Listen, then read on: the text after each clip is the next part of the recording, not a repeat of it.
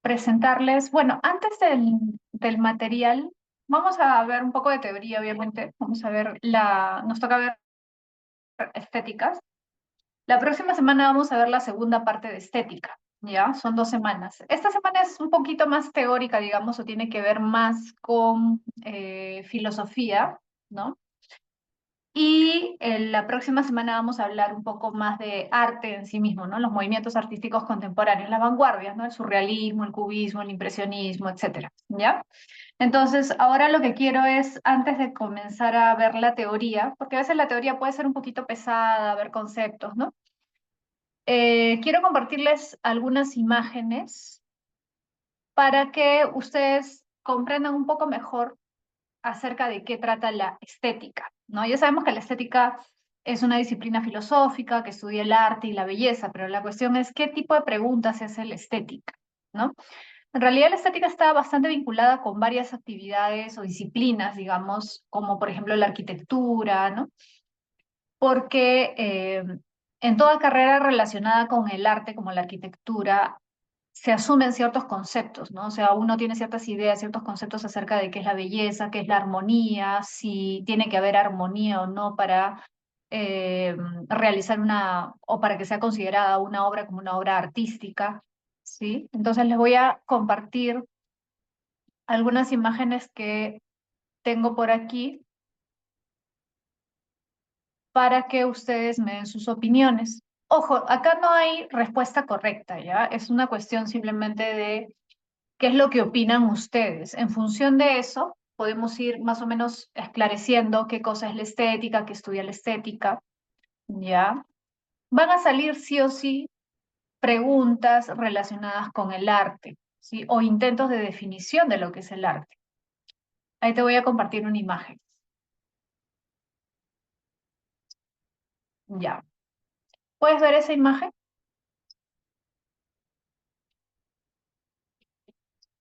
Sí, ¿no? Es una pintura, ya.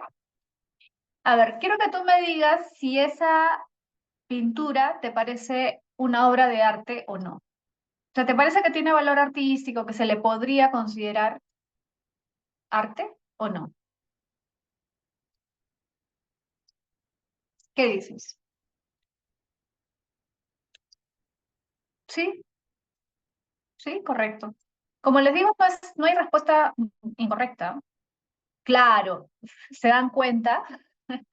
Por eso es que yo les quería compartirles imágenes diferentes para que ustedes mismos me digan qué es lo que creen que es el arte, o ustedes mismos comiencen a plantear ideas acerca de lo que consideran que es arte. Víctor dice, ¿pero qué es el arte? Ya, esa pregunta que se ha hecho Víctor, eso es una pregunta estética, es una pregunta filosófica. Preguntarte qué es el arte es una pregunta filosófica, porque la filosofía, ¿qué es lo que trata de hacer siempre? Definir. ¿Te acuerdas de Sócrates que preguntaba, ¿y qué es la justicia? ¿Y qué es la virtud? ¿Y qué es la belleza? ¿Y qué es el bien? Por eso es que Sócrates caía mal muchas veces, porque te preguntaba y te repreguntaba, ¿qué es lo que yo voy a hacer hoy día? ¿Qué es el arte?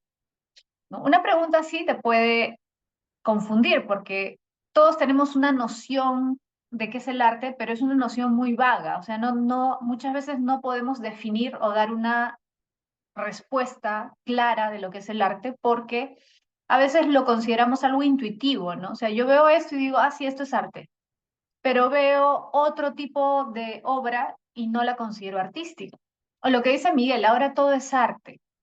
Claro, el arte ha cambiado mucho a lo largo del tiempo, ¿no? El arte del Renacimiento es un tipo de arte muy diferente del arte contemporáneo, el arte posmoderno, el arte conceptual, ¿no? Incluso del arte vanguardista, que vamos a ver la próxima semana. Pero el tema es, ¿por qué a ciertas obras yo las pongo en la categoría de arte y a otras no? ¿Qué es lo que tienen o lo que no tienen para ser consideradas artistas? Te voy a compartir otra imagen, ¿ya? Ahí está. ¿Eso tú lo consideras arte o no? ¿Esa obra para ti sería artística o no? La famosa banana pegada en la pared, el plátano. Esta es una obra de un artista conceptual, un artista italiano. ¿Ya? Claro, muchos consideran que esto no es arte.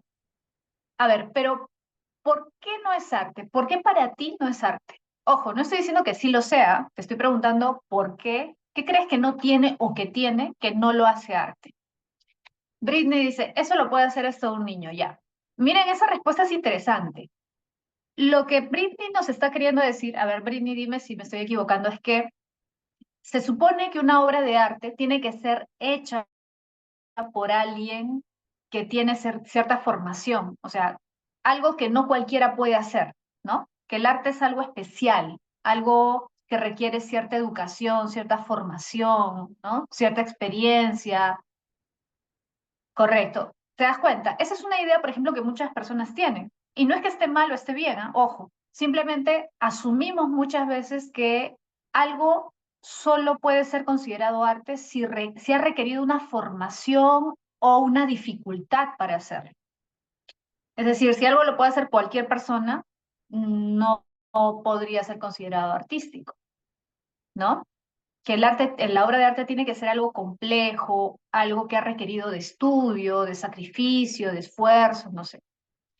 Deina dice, porque para algunos no está dentro de los estándares de belleza. Claro, también podría ser eso, ¿no? O sea, no nos provoca ninguna emoción o ninguna sensación de agrado especial también. Eso también es una pregunta filosófica, una pregunta que se hace en la estética. A ver, les pregunto, ¿para ustedes el arte necesariamente tiene que ser bello o no? ¿El arte siempre tiene que ser bello o no necesariamente tiene que ser bello? No, ya. Varios creen que no, ¿no? Britney dice depende. ¿De qué depende Britney? Puede ser terrorífico. Claro, hay obras de arte que generan más bien miedo o una sensación de angustia o desagrado y sin embargo podemos considerarlos igual arte, ¿no? Depende de lo que quiera difundir. Ya. O sea, podría ser si es que plantea una idea, si es que quiere transmitir una idea, por ejemplo.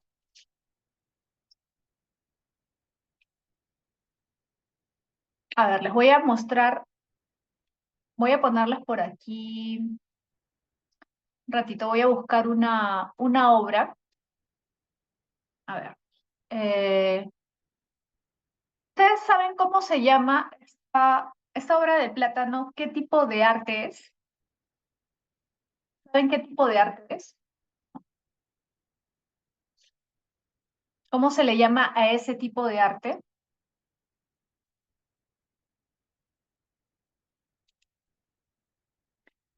Eh, Dadaísmo, es conceptual. Silva haya puesto Silva, correcto, es conceptual. Eso se le llama arte conceptual. ¿Saben cuál es la primera obra de arte conceptual? Aquí te la voy a compartir. ¿Ya? Esta fue la primera obra de arte conceptual, esta de acá. Ese es el famoso urinario de Duchamp. Es un mingitorio, o sea, es como encuentras en los baños de varones, ¿no? Es un lugar donde van a orinar, ya. ¿Qué hizo Duchamp? Que era un artista francés. Agarró ese urinario y lo llevó a una galería de arte, ¿ya? Y simplemente ahí puso una firma. ¿Por qué se le llama arte conceptual? Porque lo que quería dar a entender Duchamp es que no es importante la obra en sí, o sea, el objeto en sí mismo. O sea, lo que determina el arte no es la dificultad ni la obra que yo sea capaz de hacer porque tengo un talento especial en las manos. Para Duchamp eso no es lo importante. Obviamente tiene o sea, tiene una intención transgresora, ¿no? Rebelde frente a lo que se consideraba arte en su época. Quiere transgredir las normas, romper con los parámetros. Lleva ese mingitorio, ese urinario a una galería de arte y ¿qué busca demostrar? Que cualquier elemento, cualquier objeto cotidiano, por muy tonto, por muy simple, por muy vulgar, o sea, vulgar me refiero a eh, del día a día, ¿no? O sea, por ejemplo, esta cuchara, esta cucharita es algo vulgar, en el sentido de que es algo que puedes comprar un sol, que ves en cualquier lado, una manzana, un borrador, ¿no? Que cualquier cosa cualquier objeto puesto en un contexto distinto de su contexto normal, es decir, de su contexto cotidiano, en este caso sería en el contexto de una galería de arte, un museo, adquiere otra forma de verse. O sea, se le ve de manera distinta por el solo hecho de encontrarlo en un contexto diferente. Repito, este mingitorio, este urinario es la primera obra de arte conceptual. La banana que vimos hace un momento es arte conceptual, porque precisamente busca lo mismo, busca introducir un elemento, un objeto cotidiano cualquiera, sin importancia, como un plátano, dentro de un museo, dentro de una galería de arte, y provocar de esa manera la reacción de la gente, ¿sí? Entonces, de alguna forma, ¿logran su objetivo los artistas conceptuales? Sí, sí lo logran. ¿Por qué? Porque tú ves ese plátano pegado en la pared y claro, nos puede dar risa, ¿no? Pero más allá de eso, no es falso que llame la atención de la gente. Es decir, imagínate que saliera en las noticias el famoso plátano, la obra de arte del artista italiano, tal, ¿no? Llega al Perú. ¿Tú crees que la gente no iría a verlo por mera curiosidad? Sí. ¿Y por qué irían a verlo si es un plátano nada más? Bueno, lo que estás haciendo es darle la razón al artista de alguna forma, ¿no? Si vas a verlo. Entonces, lo que buscan los artistas conceptuales es transmitir una idea. Buscan transmitir una idea. Ellos creen que más importante que el objeto es la idea. ¿Se entiende? Por lo tanto, no importa si yo lo hice o no lo hice. Lo que importa es lo que genera en el espectador. El concepto, la idea que yo como artista busco transmitir, eso es lo importante, el concepto y no el objeto, no lo concreto, ¿sí? No la cosa, sino la idea que estoy buscando transmitir, el concepto. Por eso se le llama arte conceptual, ¿sí? ¿Se entendió? Bien, ahora, a ver. Mm, ya. Tú sabes que esa obra, la obra de Mauricio Catalán, perdón, esta, la de la banana, fue una obra que se vendió por $200.000 o euros, no recuerdo. Supongamos dólares. ¿Sabes que esa obra se vendió por $200.000? O sea, hay gente que está dispuesta a pagar eso por un plátano pegado con una cinta. Ahora, obviamente el plátano se va a malograr, ¿no? Porque el plátano es una fruta. Pero en realidad él no vendía el plátano en sí mismo. ¿Sabes lo que vendía?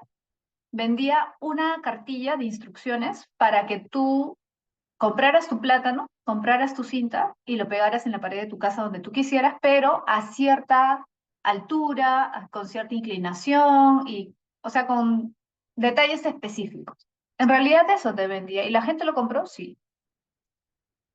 Entonces, en serio, sí es en serio. Si quieren, busquen la noticia, busquen arte, plátano o banana pegada en la pared, busquen ahí, van a encontrar el artículo. Ahora, mira, ese artista es un artista con formación artística. O sea, no es una persona X que se le ocurrió poner el plátano, es una persona con formación artística. Porque algunos podrían decir, profesora, pero es arte si es que lo hace alguien con formación. Y no es arte si lo hace una persona que no tiene formación. Pero necesariamente es así. Por ejemplo, este primer caso que te puse, esta pintura, no la ha hecho una persona con formación. A este tipo de arte que es hecha por gente que no tiene formación artística, y es más, no solamente no tiene, sino que muchas veces es gente marginada porque, por ejemplo, lo puede hacer una persona con alguna enfermedad mental, por ejemplo, o un niño o un anciano. A eso se le llama arte bruto. ¿Ya? Esta imagen que te han puesto ahí es hecho por una persona que no tiene formación. Y hay obras alucinantes, increíbles, de gente que no tiene formación. Niños, personas con, por ejemplo, con problemas mentales, hay muchísimas, muchísimas pinturas muy interesantes, ¿no? Personas ancianas que nunca llevaron un curso, que nunca llevaron un taller y que hacen este tipo de obras. Actualmente se ha puesto de moda, sobre todo en Estados Unidos, comprar este tipo de arte de gente que no tiene formación artística. Sí. Bueno, solamente te pongo estos ejemplos como para que tú mismo reflexiones acerca de qué es el arte. ¿Por qué a esto le podríamos llamar arte y al plátano no? ¿Qué es lo que hace que esto se asemeje más a lo que consideramos arte? Además, ojo, varios han coincidido que esto sí sería artístico, pero si esto se lo hubieras mostrado a un artista del Renacimiento, por ejemplo, si esto se lo hubieras mostrado a Miguel Ángel, a Leonardo, a Rafael, probablemente te hubieran dicho que esto no era arte. Entonces, nuestra forma de ver el arte también ha cambiado con el tiempo. ¿Me entiendes? Así como tú ves la banana, el plátano pegado en la pared como una tontería o algo que no es artístico, igual un artista del Renacimiento, una persona X del Renacimiento, ni siquiera un artista, si hubiera visto esto en el siglo XV, XVI, te hubiera dicho, eso no es arte, se hubiera reído, ¿no? Entonces también nuestra manera de ver el arte ha cambiado a raíz también de las distintas corrientes que han ido apareciendo, ¿no? Nos vamos acostumbrando también a cierto tipo de imágenes, a cierto tipo de arte, ¿no? Britney dice, siendo así todo lo que nos rodea es arte. Claro, como dice Britney, también algunos han reflexionado acerca de eso. O sea, si un plátano pegado en la pared puede ser considerado arte, entonces cualquier cosa puede ser arte. Cualquier cosa. Incluso cosas muy simples, muy tontas, o incluso cosas desagradables, feas, ¿no? Cotidianas pueden ser considerado arte. Algunos consideran como precisamente los que impulsan el arte bruto, que cualquiera puede hacer arte, que no necesitas una formación especial para ser artista. ¿Te das cuenta? Entonces también ahí viene otro problema, ¿no? Basta el talento, o sea, ¿qué pasa si yo no tengo ninguna formación, ningún estudio, pero tengo talento? ¿Mis obras podrían ser consideradas obras de arte o no? O como dijimos al inicio, la dificultad. ¿Es necesario que haya dificultad en hacer la obra para que sea considerada arte? ¿Y qué pasa si yo tengo mucho talento y no se me hace difícil hacer un boceto? Pongamos un boceto. Hay artistas, muchos artistas que han hecho bocetos que tenían mucha habilidad, por ejemplo Picasso, ¿no? Y podía hacerte un boceto en 3 minutos. El hecho de que no haya una dificultad porque hay talento básicamente, implica que no es una obra de arte. Requiere necesariamente una obra de arte mucho tiempo para ser elaborada. Por ejemplo, el David, ¿se acuerdan el famoso David de Miguel Ángel? A él le tomó 3 años hacer esa escultura, que es bastante tiempo, y requirió un montón de esfuerzo, obviamente, ¿no? Y requirió mucho estudio también previo, ¿no? De anatomía, de una serie de cosas para realizarla como él quería, ¿no? Entonces, a eso, por ejemplo, de manera unánime prácticamente decimos que es arte, pero hay otras cosas que sí cuestionamos. ¿Pero por qué? ¿Te das cuenta? Todas esas preguntas las plantea la estética. ¿Esto es arte? ¿Sí o no? ¿El arte tiene que ser bello? ¿El arte puede ser desagradable?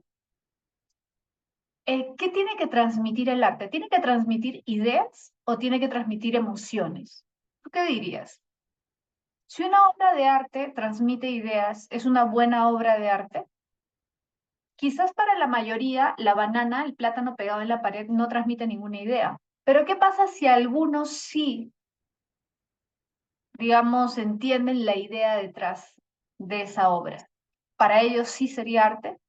El arte puede ser subjetivo, o sea, porque si decimos que la belleza es subjetiva, también podríamos decir que el arte es subjetivo. Y si el arte es subjetivo, entonces ¿por qué te tendrías que reír? Entonces cada uno tiene su opinión, su punto de vista, sus gustos, ¿no? Y lo que a mí me gusta, quizás a ti no te gusta, ¿no? Entonces para mí hay cosas que pueden ser arte y para ti no. Entonces el arte sería relativo. No digo que esa sea la respuesta, pero a lo que voy es que también esa es una pregunta filosófica, ¿no? ¿Lo artístico es relativo o no? ¿El arte es relativo? ¿El arte es subjetivo o no? Te voy a mostrar otra obra, la última, ¿ya? Para que me digas qué piensas. ¿Eso para ti sería una obra de arte o no? No es una pintura, es un caballo de verdad, pero no está vivo. Ojo, tampoco lo han puesto ahí vivo, ya lo han puesto cuando ya había muerto, ¿no? No lo han matado para eso. Estaba muerto, lo han embalsamado y lo han colgado embalsamado. ¿Para ti eso sería arte o no? Britney dice, siendo así, el arte no tendría definición.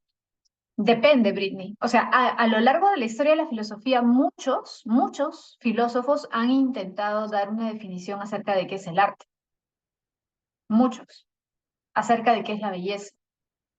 Platón, incluso en Sócrates no es tan claro todavía, pero desde Platón ya hay un intento de definir lo que es el arte. Platón, Aristóteles, Kant, Hegel, Nietzsche, muchísimos filósofos, Marx, muchísimos filósofos han tratado de definir qué es el arte. Porque desde un punto de vista filosófico sí es importante definir qué es el arte, ¿no? Ahora hay algunos que van a considerar que no puede haber una definición exacta. Por ejemplo, vamos a ver más adelante, cuando veamos teoría, hoy día, vamos a ver a Theodor Adorno, que es un filósofo contemporáneo, y él va a decir que no hay una definición del arte, sino que el arte, lo que consideramos arte, puede variar de acuerdo al contexto. Sí. Pero, por ejemplo, un filósofo como Platón, un filósofo como Aristóteles, te diría que sí tiene una definición y que hay que darle una definición precisamente para distinguir lo que es arte de lo que no es arte. Esta obra es del mismo artista del Plátano, del mismo. Esto también es arte conceptual. Ahora te pregunto, ¿esta obra te transmite alguna idea o no? O en todo caso, probablemente te transmite una emoción, ¿no? No, el artista no asesinó al caballo. O sea, era un caballo que ya estaba muerto y ellos simplemente lo embalsamaron y lo colgaron ahí. Como hasta cierto punto también se hace en los museos, ¿no? De historia natural. Tú vas a un museo de historia natural y ves un montón de animales embalsamados. ¿Mm? En este caso, bueno, se le ha puesto ahí como si fuera una obra de arte para transmitir una idea de cansancio, de desánimo, de desasosiego, ¿no? Esa es la idea que él buscaba transmitir. ¿Causa una emoción? Sí, por eso es peligroso cuando a veces decimos, es arte si causa una emoción, si despierta sentimientos. ¿Esto despierta sentimientos? Sí. Entonces, ¿es una obra de arte? Si tú crees que el arte simplemente tiene que causar emoción o despertar sentimientos, tendrías que decir que sí, pero quizás para ti no es arte. ¿Por qué? Y ahí está el problema. ¿Y por qué esto no? ¿Por el tipo de emociones, sensaciones que te provoca? ¿O porque consideras que no es muy ético usar un animal muerto como una obra de arte? Porque ahí entra otro problema, si te das cuenta. Ahí también podría entrar el lado ético. Alguien podría decir, profesora, no estoy de acuerdo con el uso de un animal que está muerto para, ¿no? Para usarlo como un medio de expresión artística. No me parece. Entonces ahí ya la ética se puede mezclar con la estética. ¿Sí o no? ¿Cualquier medio es válido para hacer una obra de arte o no? Cualquier medio es válido. ¿Qué pasa si el resultado es muy bueno? No pensemos en este caso, otro caso. Si el resultado, la obra, es buena, transmite una idea, es interesante, es atractiva, lo que sea, pero los medios que se usaron para llegar a ese resultado no son éticos, ¿sería considerada una obra de arte o no?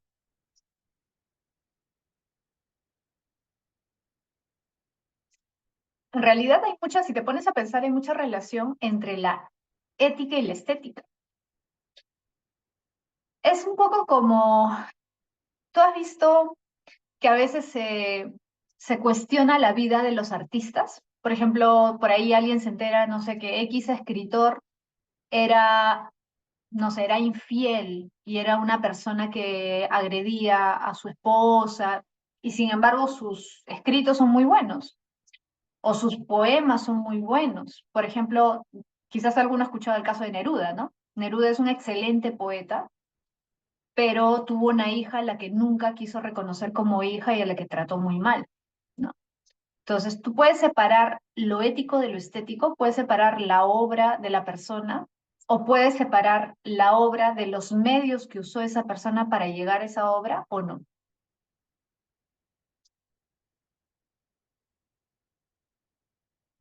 ¿Qué opinan? De ahí se puede ser. En realidad es un tema bastante complejo, si se dan cuenta, ¿no? Por eso es que la estética en realidad está relacionada con varias cosas, porque la estética se puede relacionar con la ética, la estética se puede relacionar con la política. A ver, te pregunto, ¿el arte no ha sido usado a lo largo de la historia como un medio también de propaganda política? Me imagino que ustedes, por ejemplo, conocen el caso del régimen nazi, ¿no? En la época nazi se hacían películas ensalzando el régimen, ¿no? En la época nazi se usaba una serie de recursos estéticos para ensalzar al régimen. Igual, por ejemplo, en la antigua Unión de Repúblicas Socialistas Soviéticas, en la URSS, también se hacía cine, por ejemplo, soviético. E incluso Hollywood, ¿no? Desde cierto punto de vista también es una maquinaria de propaganda política. Siempre nos han dado cuenta que en las películas de Hollywood, muchas veces este tipo de películas apocalípticas se pone a Estados Unidos como el salvador del mundo, ¿no? El que resguarda la libertad. Entonces el arte, porque el cine es un arte, ¿sí o no? Las películas son una forma de arte, ¿no? Las películas, el cine, la televisión incluso que también transmite imágenes, ¿no? La pintura, la literatura, puede ser una forma de transmitir ideas políticas, sí. A lo largo de la historia lo han hecho. Muchísimos poetas, escritores han buscado transmitir ideas políticas a través del arte, ¿cierto? Entonces, por eso la estética es una herramienta también poderosa desde ese punto de vista, ¿no? Por eso también es interesante analizarla así. Bien, entonces ahora sí voy a compartirles el material de teoría, ¿ya? Pero esto ha servido yo creo para tener un panorama un poco más amplio de las preguntas estéticas, las preguntas que estudia la estética, ¿sí? Para que te des cuenta que es bastante complejo en realidad, que tampoco es tan fácil dar una respuesta acerca de qué es el arte, qué no es el arte, cuáles son los límites del arte, qué debería transmitir el arte, etcétera, ¿ya? Bien, vamos a comenzar aquí, fíjate. Acá tenemos primero la etimología de la palabra estética. Estética viene de aestetike en griego, que significa dotado de percepción o sensibilidad. Si te das cuenta, en latín es casi lo mismo, estética. Dotado de percepción o sensibilidad. ¿Quién es aquel que está dotado de percepción o sensibilidad? ¿A quién se refieren? Al ser humano.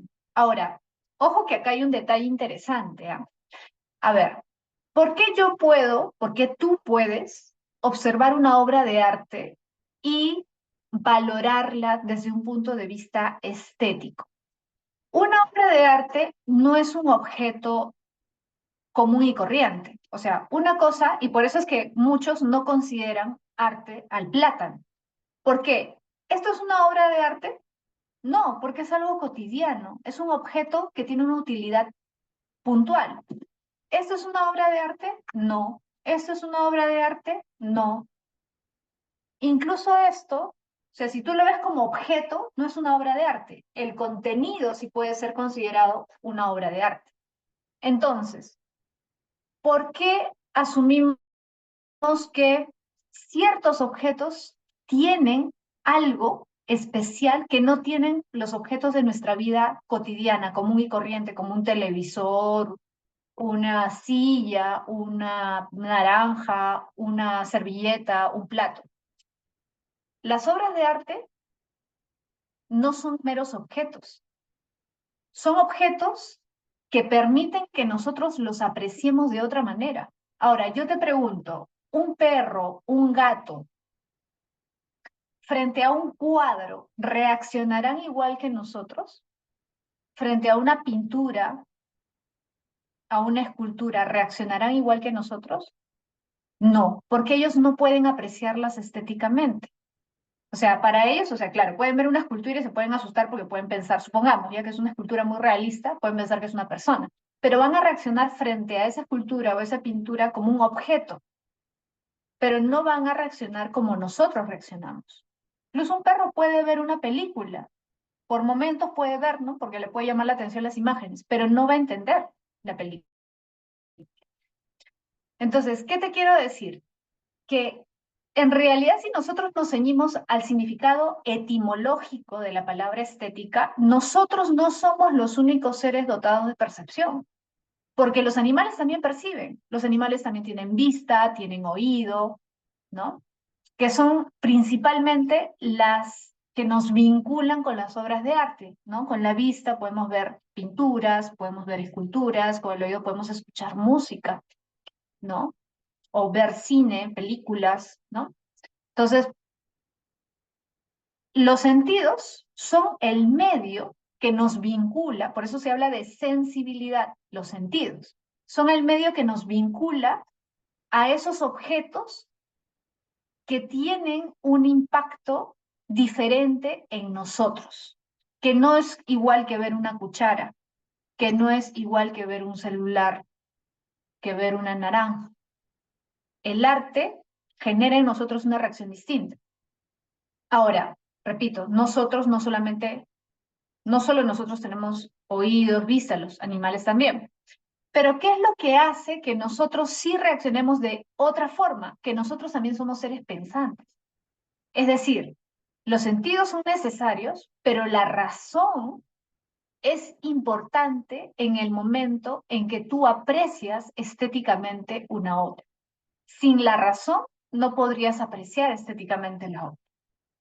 Entonces, eso es algo que van a resaltar varios filósofos, ¿ya? Entre ellos, por ejemplo, Kant. Por eso cuando veamos Kant nos vamos a dar cuenta de que él le da atención a las dos cosas, igual que en la nociología, recuerda, ¿no? Sentidos y razón, los dos, ¿sí? Entonces, mira, acá Alexander Baumgarten fue un pensador, ¿sí? Fue un filósofo, pero digamos de una categoría inferior, no tan conocido. Pero lo valioso de él es que él es el primero en usar el término estética en su sentido actual. Ojo, utiliza la palabra estética en su sentido actual. No quiere decir que es el primero en hablar de estética, que es el primero en hablar del arte, la belleza, no, eso es otra cosa. Baumgarten es de la época de Kant. Baumgarten es del siglo XVIII. Pero los primeros filósofos en hablar acerca del arte, la belleza, fueron Platón y Aristóteles. O sea, fue mucho antes. La estética como disciplina filosófica tiene muchísimo tiempo de antigüedad, ¿ya? Pero Baumgarten es importante porque él es el primero en usar el término estética para hacer referencia a esta disciplina que intenta estudiar la belleza o el arte, ¿ya? Ahora, vamos a ver historia de la estética. ¿Cuáles son las teorías filosóficas más importantes que se han desarrollado, ¿no? Acerca del arte y de la belleza? El primero que hace una reflexión sobre eso es Platón. Por eso Platón es como el padre en realidad de un montón de disciplinas, porque es el primero en hablar de este tema. Luego Aristóteles va a hablar sobre lo mismo, pero partiendo de lo que ya había planteado Platón. Platón dice que el arte es imitación. Mira, en griego, mímesis. ¿Sí? En griego, ¿cómo se le llama imitación? Mímesis, ¿ya? Ahora, eso no quiere decir, por si acaso, que Platón fuera el único que pensaba que el arte era imitación. No, en realidad la mayoría de griegos creía eso. Es más, el propio Aristóteles hablaba del arte como imitación, ¿ya? Y es más, vino una vez una pregunta sobre eso. Y no decían Platón, decían Aristóteles, porque era una idea de sentido común. ¿Por qué? Porque lo que tú veías en la antigua Grecia, ¿qué era? Que los artistas buscaban imitar. Por ejemplo, ¿cuál era uno de los tipos de arte más desarrollado en Grecia? La escultura. La escultura. Por eso hasta ahora tenemos, por ejemplo, han quedado algunos bustos de personajes importantes, de filósofos, de Pericles, la Venus de Milo, no sé, las estatuas de las divinidades, ¿no? De los dioses. ¿Sí? Entonces, ¿qué hacía el artista, el escultor en este caso? Trataba de imitar lo más posible a su modelo, hacer una mejor imitación, copia de su modelo. Cuanto más cercana al real fuera su obra, mejor artista se le consideraba. Por eso es que Platón dice, como Aristóteles también dice, el arte es imitación, el artista busca imitar, ¿no? Ahora, el problema, dice Platón, es lo siguiente, mira, si nosotros estamos interesados en saber qué es el arte, justo hace un momento hemos estado hablando de eso, ¿no? ¿Qué es el arte, la belleza? Platón dice, a ver, si yo quiero saber qué es la belleza, porque en esa época se asumía que el arte tenía que ser bello. O sea, eso que nosotros ahora cuestionamos y podemos decir, no, el arte no necesariamente tiene que ser bello, puede mostrar algo desagradable también, dependiendo de lo que quiera transmitir, ¿no? Pero digamos que en esa época la mayoría asumía que el arte debía mostrar belleza o alguna forma de belleza. Entonces Platón se pregunta, a ver, ¿quién se supone que debería decirme qué es la belleza? Esa es una pregunta interesante. ¿Qué es la belleza? Todos nos hemos preguntado en algún momento, ¿no? Y Platón dice, a ver, ¿a quién debería acudir yo para que me dé una respuesta? Al artista, se supone. ¿Por qué? Porque el artista es el que se encarga toda su vida, todos los días, de hacer obras bellas, de hacer objetos bellos. Entonces, ¿quién mejor que el artista para enseñarme, para decirme qué es la belleza?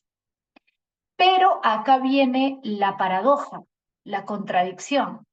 El problema, dice Platón, es que cuando le preguntamos al artista qué es la belleza, no nos sabe responder, no nos responde. Nosotros queremos que él nos enseñe qué es la belleza, pero él no puede explicarnos qué es la belleza. ¿Y por qué se da esto? Platón dice, lo que pasa es que el artista dedica su vida a imitar, a copiar objetos del mundo real. Pero los objetos del mundo real no son la belleza. O sea, por ejemplo, yo soy escultor y busco un modelo o una modelo. Supongamos que busco un joven muy guapo, muy atractivo, para hacer de modelo de el dios Apolo, supongamos, ¿no? Entonces yo quiero hacer una escultura del dios Apolo y busco un joven muy atractivo, muy bello para que sea mi modelo. Ok. Entonces yo paso todos los días observando el modelo para ir esculpiendo poco a poco mi obra. Ya, pero yo me estoy concentrando en una persona. Claro, una persona bella, pero es una persona al fin y al cabo, es una persona de carne y hueso, con defectos. Por muy bella que sea, siempre va a tener defectos. ¿Sí o no? Claro, yo como artista, si estoy haciendo, por ejemplo, la escultura de un dios, voy a quitarle probablemente ese defecto, porque se supone que el dios no tiene defectos. Pero mira, esto es lo interesante. El problema, dice Platón, es que el artista copia lo que es imperfecto, porque está copiando a un ser humano, al fin y al cabo, a un ser humano particular. Entonces, el artista en realidad no se está acercando a la belleza, se está alejando de la belleza, porque la belleza no es algo particular, es algo universal, es algo esencial, no es algo visible en el sentido, o sea, algo tangible, porque lo tangible muere, se corrompe, desaparece, es imperfecto, es temporal. Toda belleza terrenal es efímera.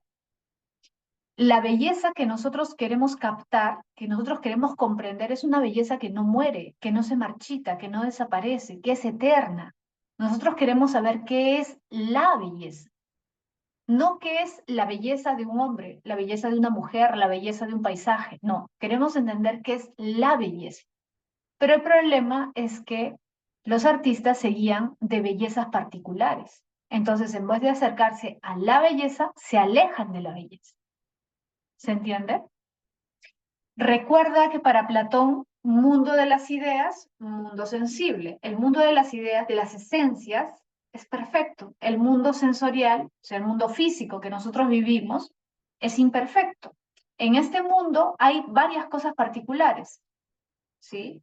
Entonces tenemos, por ejemplo, personas, ¿no? Y podemos encontrar varias personas bellas, sí, sí. Pero en el mundo de las ideas tenemos las esencias. Y acá ya no son las esencias de las personas bellas, no, es la esencia de belleza. Entonces, ¿qué hace el artista? Copia la copia. ¿Se entiende? Hace una copia de copia, porque su trabajo es imitar cosas particulares, bellezas particulares, que no son la belleza universal. Por lo tanto, el artista jamás, el arte jamás podrá alcanzar la idea de lo bello, ¿sí?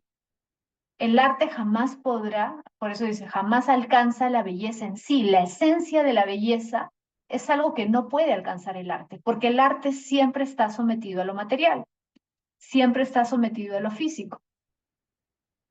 Entonces, para Platón, ¿cuál sería el medio para alcanzar un verdadero conocimiento de la belleza, para alcanzar la esencia de la belleza, para conocer la belleza en sí.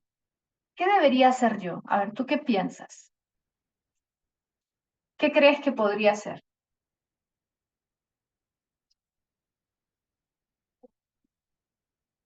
Acuérdate que decía Platón, no debemos guiarnos por nuestros sentidos. ¿Te acuerdas de la alegoría de la caverna?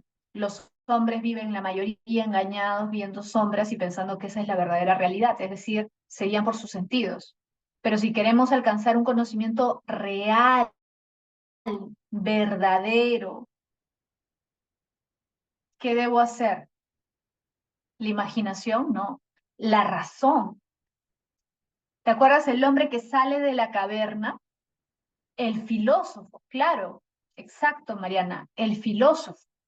El filósofo es el que se guía por la razón, y por eso el filósofo es alguien raro, pues. El filósofo es alguien que sale del promedio, por decirlo así, porque el filósofo no se guía, ojo, el filósofo tal como lo piensa Platón, o sea, no el que estudió filosofía en San Marcos, no, el filósofo de verdad es el que se guía por su razón, que no se guía por los sentidos, por las imágenes, por las sombras falsas, ¿no? Por las apariencias. Miguel se ríe. Pero es cierto, pues. Filósofo para Platón es el que ha alcanzado un grado superior de sabiduría, ¿no? El hecho de estudiar 5 años en San Marcos filosofía no te hace sabio, ¿no? No te hace filósofo, ¿sí o no? Ya. Todos son falsos, siempre lo supe, dice María. Bueno, la cuestión es que el que ha alcanzado ese conocimiento superior, precisamente lo ha alcanzado porque se ha guiado por su razón, no por sus sentidos, no por las apariencias. Entonces ha alcanzado el conocimiento de la esencia de la belleza. Entonces, para Platón, en pocas palabras, para resumir, eh, el conocimiento de la belleza es un conocimiento intelectual, ¿se entiende? Es un conocimiento intelectual. El arte no capta la belleza, no conoce la belleza verdaderamente, aunque en apariencia sí. ¿Por qué? Porque su trabajo es físico, porque su trabajo siempre es sensorial. El trabajo de un artista siempre va a ser sensorial. Por eso para Platón la filosofía es superior al arte en cuanto a su acercamiento a la belleza verdadera. ¿Te das cuenta? Porque la belleza verdadera es una belleza que se capta por la razón, por el intelecto, no por los sentidos. ¿Sí? Bien, ahora vamos a hablar de Aristóteles. ¿Ya? Varios se ríen con esto de la filosofía de San Marcos. Pero es cierto, pues. Lo digo también porque a veces bueno, no conozco a todos los profesores. Algunos profesores que he conocido a lo largo de los años se ufanan, ¿no? Cuando dicen el rey filósofo, el filósofo es sabio, pues filósofo de Platón, ¿no? Y ya, pues no, o sea, ¿por qué te ufanas? O sea, tú no eres el filósofo de Platón. O sea, tú eres alguien que estudió filosofía en San Marcos, eso es otra cosa. Pero no eres filósofo por estudiar filosofía. Eres licenciado en filosofía, egresado de filosofía, magíster en filosofía, pero no eres filósofo. O sea, filósofos Platón, Aristóteles, Kant, Hegel, ¿te estás comparando con ellos? Yo no me considero filósofa. O sea, es demasiado arrogante decir que eres filósofo, autodenominarte como filósofo, porque has estudiado 5 años en San Marcos, ¿no? O 6 años, si has repetido, 7, no sé. Es absurdo, ¿no? Bueno, ni siquiera porque escribes un libro, ¿no? Tampoco, ¿no? O sea, filósofos que han escrito libros a lo largo de la historia y muchísimos, ¿no? Y no han pasado a la historia tampoco. Ser filósofo y es ser otra cosa, ¿no? Y es otra categoría. Otra cosa es ser estudiante de filosofía, egresado de filosofía, y ese es otro tema, ¿no? Es otra cuestión. Bueno, entonces, mira, Aristóteles, ¿qué plantea?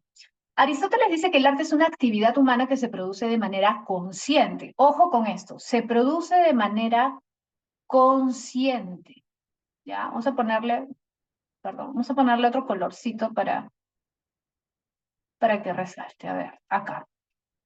Ya. Se produce de manera consciente. ¿Qué quiere decir eso? Que el artista cuando realiza su obra sabe lo que está haciendo. Ahora, alguien podría decir, profesora, pero eso es obvio. Por ejemplo, si yo soy, supongamos, un pintor y planifico un cuadro, supongamos me encargan un cuadro, ¿ya? y yo comienzo a hacer pues el cuadro, planificar, hacer el boceto y toda la cuestión. Obviamente lo estoy haciendo de manera consciente, no lo voy a hacer pues dormido, ¿no? Y ya, lo que pasa es que Aristóteles se refiere a que en realidad lo que quiere hacer es una crítica a la idea que muchos tenían en su época, muchos, ¿ah? De que el artista hacía sus obras por inspiración. ¿No has escuchado esto de la musa de mi inspiración? ¿No has escuchado a los poetas, por ejemplo, los escritores que dicen, ah, sí, tengo mi musa, ¿no? Una persona que me inspira, ¿no? O un día estaba soñando con tal cosa, se me vino una idea a la mente y me levanté y la escribí, ¿no? Es como que lo haces medio inconsciente, ¿no? Ya. Entonces, mira, Aristóteles está en contra de esa idea, que es una idea muy griega. Esto de la musa es de Grecia, pues las musas eran diosas, ¿te acuerdas? Estaban las musas de las artes, la musa de la poesía, la musa de la historia, la musa de la danza, ¿sí? La musa de la comedia. O sea, las artes estaban gobernadas por las musas. Las musas eran las que supuestamente inspiraban a los artistas. Pero el tema es que la musa era como que te poseía, ¿me entiendes? Entonces, cuando la musa te poseía, no eras tú, era la musa la que hacía la obra, ¿se entiende? Entonces, no es que tú tuvieras un talento especial, sino que la musa, digamos, al poseerte, te transmitía ese talento, pero momentáneamente, digamos. Ahora, mira, entonces al final la cuestión es que no eras tú mismo. Mira, no sé si te acuerdas, si en literatura has visto la Ilíada. ¿Te acuerdas cómo comienza la Ilíada? ¿Te han contado? Casi siempre los profesores de literatura cuentan cómo comienza la Ilíada. Dice, canta, oh diosa, la cólera del peli de Aquiles, cólera nefasta que ta, ¿no? Sí. Canta, oh diosa. Así comienza. ¿Qué está diciendo? Canta, oh diosa. Lo que está diciendo es, canta tú vas a contar, tú vas a cantar las hazañas de estos hombres, tú vas a contar lo que ocurrió en la guerra de Troya, tú vas a contar cómo Aquiles se enfureció y pasó todo lo que pasó. Entonces, lo que está tratando de decir es, yo no voy a contar nada, porque yo no sé nada, yo soy un simple mortal. Es la diosa la que me está usando a mí y a través de mí va a narrar los hechos para que ustedes los escuchen, para que ustedes los conozcan. ¿Se entiende? Entonces, se está hablando de una posesión. La musa es la que posee al poeta y el poeta en ese estado como de trance, ¿no? Hace la narración. Pero no es él es un instrumento de la diosa. Hesíodo, en su Teogonía, también hace algo parecido. También comienza, o sea, no igual, pero da a entender que son las musas las que le han transmitido todo lo que él va a contar. O sea, que él no es pues un sabio, alguien que tenga un talento especial, sino que las musas le han dicho lo que tiene que decir. ¿Se entiende? Entonces, esa idea es una idea muy griega, que estaba muy difundida en la cultura griega, que las musas eran las que poseían, ¿no? Entonces, Aristóteles, cuando dice el arte es una actividad que se produce de manera consciente, y mira, dice una actividad humana, lo que está queriendo es romper con esa tradición, romper con esa idea de que el artista es alguien poseído por una musa. No. ¿Qué te está queriendo decir? El artista es alguien preparado. O sea, cualquiera no puede ser artista. Tú no puedes ser artista si no te formas. ¿Sí? Lo que está queriendo decir Aristóteles es que el artista requiere una formación. Claro, lo que pasa es que muchas veces los poetas, los artistas, dicen estas cosas que la diosa les contó, que la diosa los poseyó, ¿no? Como una forma como de que la gente también los escuche, porque si ellos dicen, ah, sí, yo estoy narrando esto, es como que no, como que puede ser que no le presten tanta atención o no consideren que es una obra digna, ¿no? Pero Aristóteles dice, no, en realidad el artista tiene que tener una preparación para hacer eso. Ahora, mira, dice, el ser humano emplea la técnica, que en griego es tecné, ¿ya? Tecné, es decir, el conocimiento, ahí está, conocimiento para producir y crear sus piezas de arte. Esto es lo que te estoy diciendo, pues, ¿no? El artista no puede ser cualquier persona que un día se levante y dice, ah, voy a hacer un poema y me convertí en César Vallejo porque me inspiré. No, o sea, así no funciona. El verdadero artista es el que requiere de una formación, de una serie de conocimientos para realizar la obra de arte, sea la obra que sea una tragedia, sea una pintura, sea un libro, un poema, lo que sea, ¿no?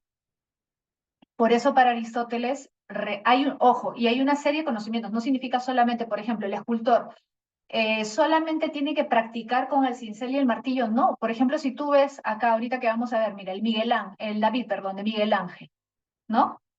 A ver, yo te pregunto, ¿esto lo puede hacer cualquier persona? ¿Una escultura así lo puede hacer alguien simplemente sabiendo cómo usar el cincel y el martillo?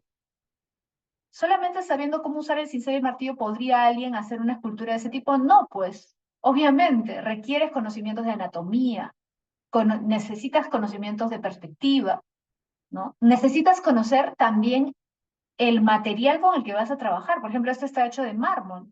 No es lo mismo esculpir una obra en mármol que esculpir una obra en granito, a pesar de que las dos son piedras, porque las piedras son distintas también. Por eso, por ejemplo, no sé si sabes, pero Miguel Ángel, él iba de donde sacaban las piedras, las canteras, ¿no? Él iba a las canteras y él mismo escogía sus bloques de mármol con el que iba a hacer sus obras.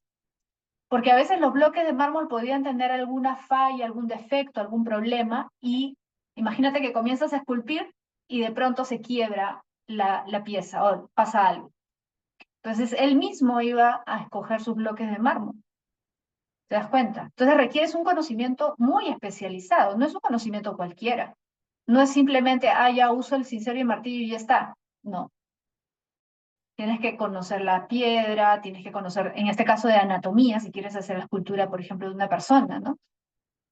Y una serie de conocimientos más, de armonía, de proporción, un montón de otras cosas, ¿no?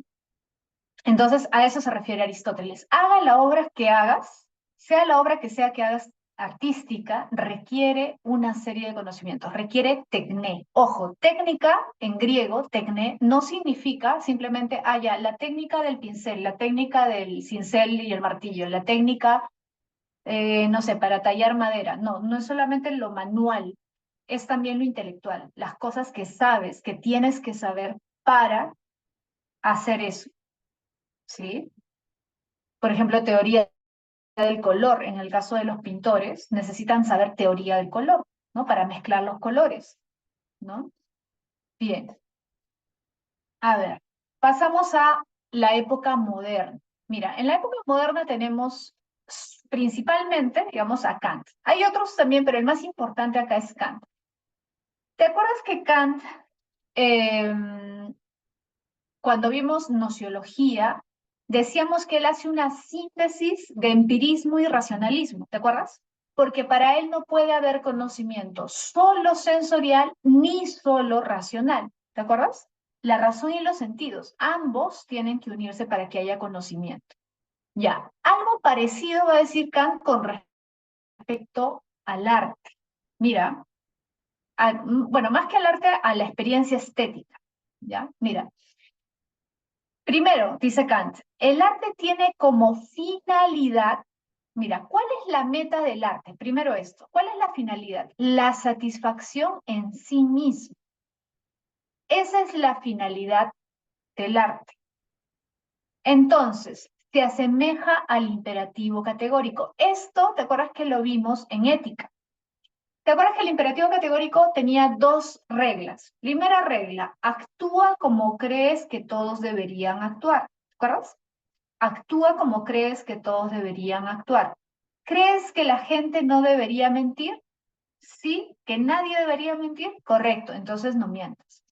¿Crees que todos deberían ser honestos? Correcto, entonces tú sé honesto. ¿Crees que todos deberían devolver lo que no es suyo?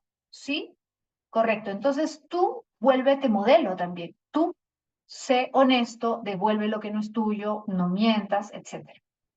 Primera regla, repito, actúa como crees que todos deberían actuar. Segunda regla, nunca uses a un hombre como medio, sino que siempre debes tratarlo como un fin en sí mismo. ¿Te acuerdas?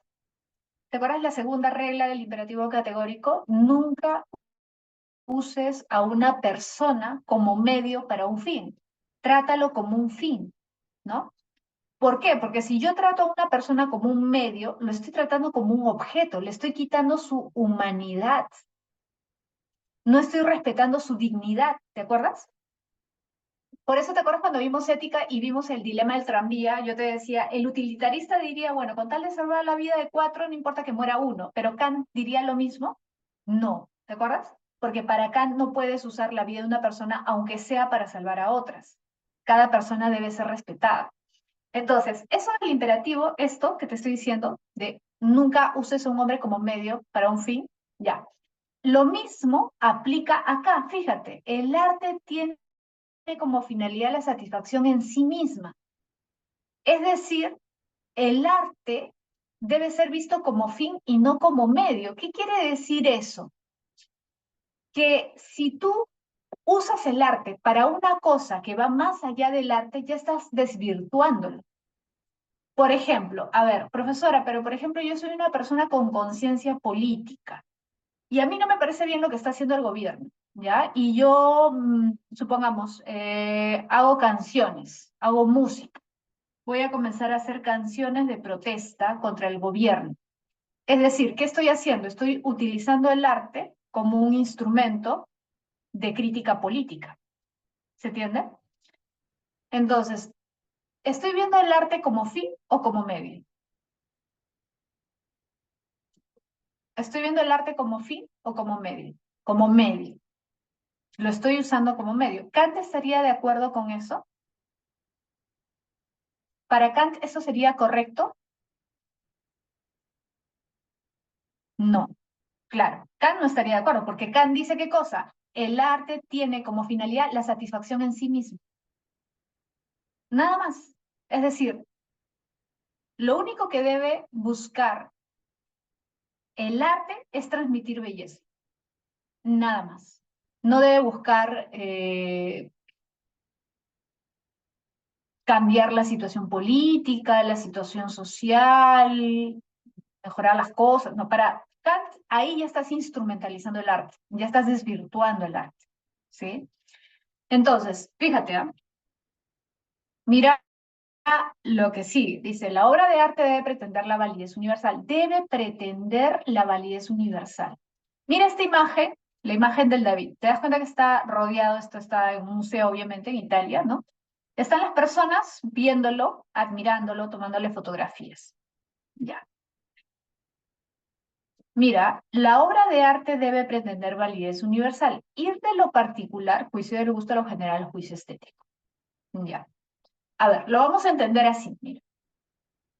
A ver, te pregunto, ¿tú crees que hay más gente de acuerdo con que esta es una obra de arte? ¿O hay más gente que considere que la banana pegada en la pared es una obra de arte? ¿Cuál crees que puede ser vista por más personas como una verdadera obra de arte? ¿El plátano pegado en la pared o esta escultura? ¿Dónde habrá más acuerdo? El David, ¿no? O sea, la mayoría de personas, al ver el David, está de acuerdo entre sí de que es una obra de arte. En cambio, en el caso de la banana hay más discusión, es más difícil que la gente se ponga de acuerdo, ¿sí? Entonces, ¿qué diría Kant? A ver, ¿qué ha logrado Miguel Ángel con esta obra? Ha logrado ir de lo particular a lo general, ha logrado la validez universal. Fíjate, ¿qué significa ir de lo particular a lo general? Mira, lo particular es el juicio del gusto. ¿Te acuerdas que hace un rato estábamos hablando de si el arte es subjetivo o si es objetivo? ¿Te acuerdas? Que si todo puede ser arte o solamente algunas cosas, ¿no? Estuvimos hablando de eso. Ya, claro. ¿Te acuerdas que te dije, algunos pueden decir es relativo, porque lo que me gusta a mí quizás no te gusta a ti? Por ejemplo, no sé, puede ser que a mí me gusten las películas de terror y a ti no te gustan, ya pues, pero para mí eso sí es arte. Ya. El problema es que ahí estás partiendo del gusto simplemente.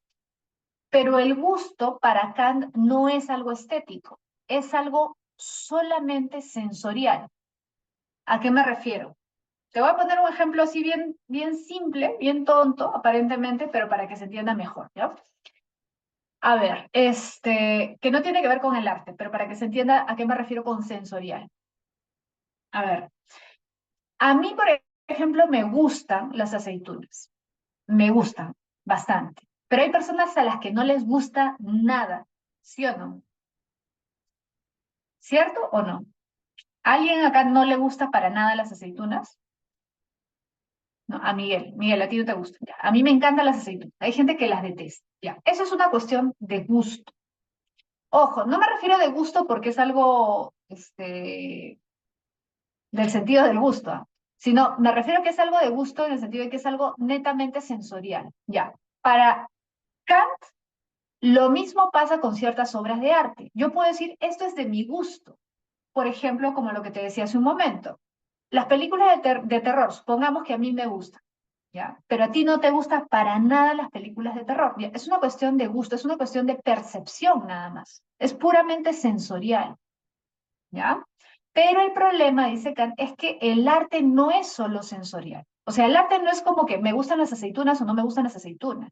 No es que me gustan las películas de terror y ya, pues para mí eso sí es arte y para ti no es arte. No, porque el arte no es solo sensorial, y ahí está el detalle. Porque si fuera solo sensorial, te pregunto, ¿los animales también podrían apreciar las obras de arte o no?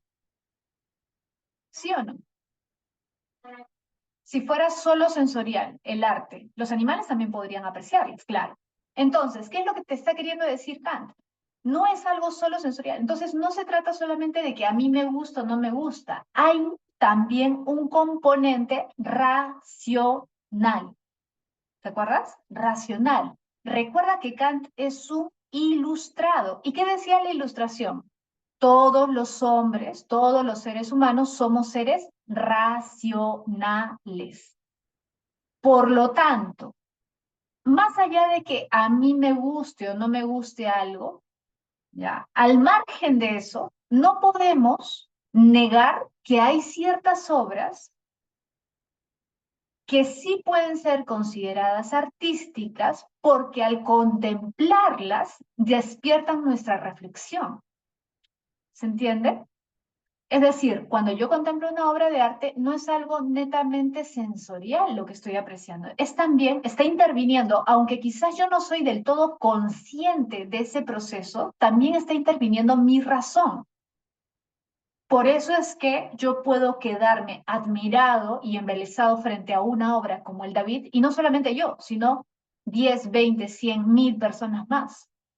No es casualidad, o sea, no es que a todos nos pusimos de acuerdo para que nos guste el David. No, no nos hemos puesto de acuerdo. Es algo interior, es algo con lo que ya nacimos. ¿Cómo le llama eso a Kant? ¿Cómo le llama eso Kant? Le llama sentido común. Le llama sentido común, pero no es algo netamente sensorial, ¿se entiende?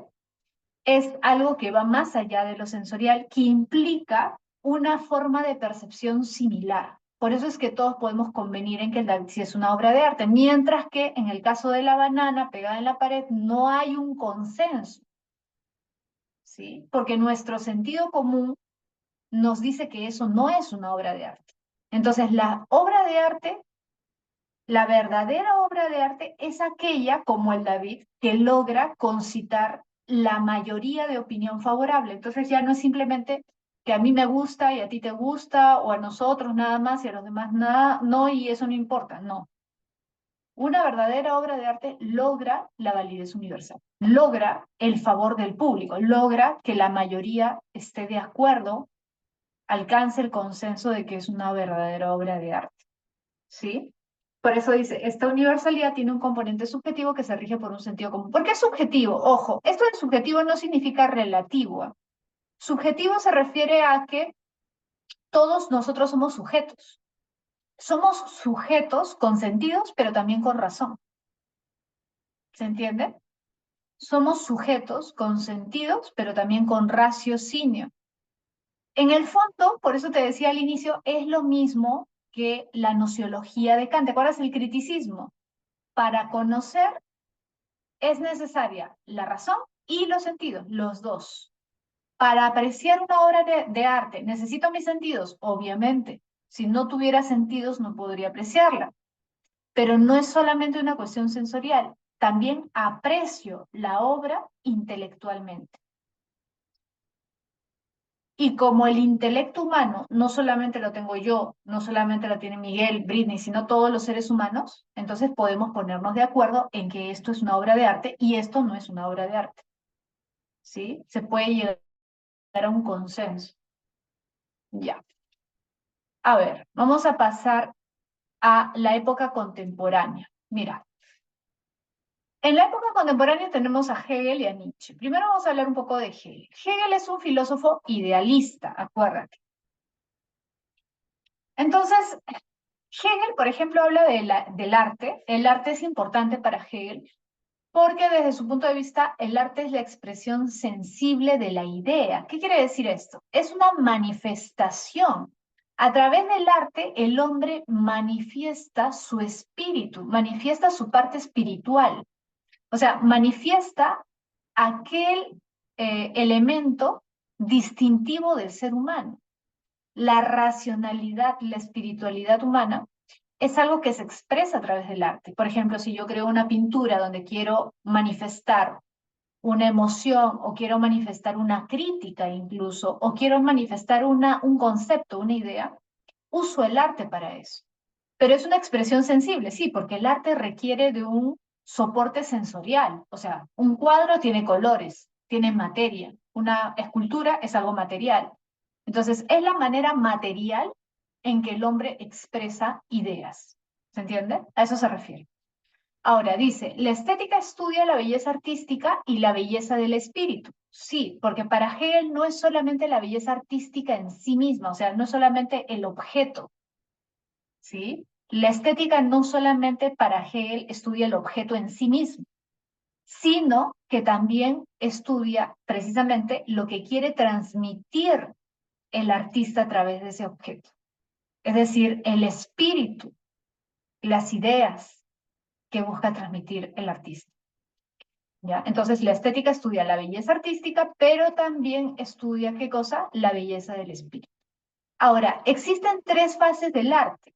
¿Por qué? Porque Hegel dice el arte ha ido evolucionando. ¿Te acuerdas que Hegel consideraba que la historia del ser humano va de menos libertad a más libertad, de menos racionalidad a más racionalidad? Hegel es un filósofo que cree en el progreso, acuérdate.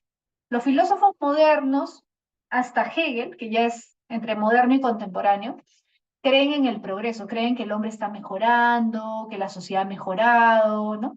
Que el hombre se ha vuelto más racional. Entonces, obviamente el arte, que es parte de la actividad humana, también ha progresado. Entonces, el arte a lo largo de la historia ha tenido tres etapas, básicamente. Simbólico, clásico y romántico. Primera etapa, etapa simbólica. Mira, el arte simbólico se refiere Hegel al arte del Antiguo Egipto.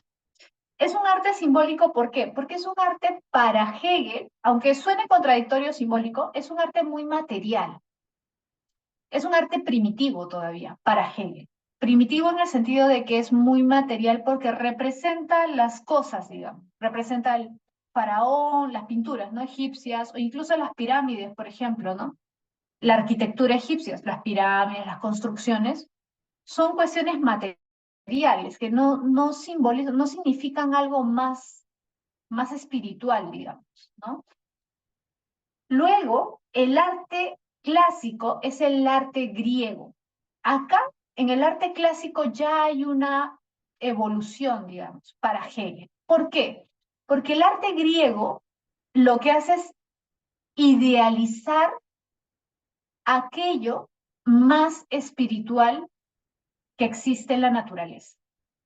O sea, tú puedes hacer una pintura de un árbol, por ejemplo, ¿no? Puedes hacer una escultura de un perro, ¿no?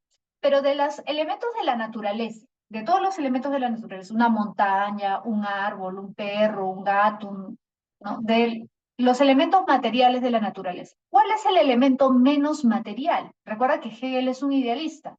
Para Hegel, el hombre, porque el hombre no es solo cuerpo, es también espíritu.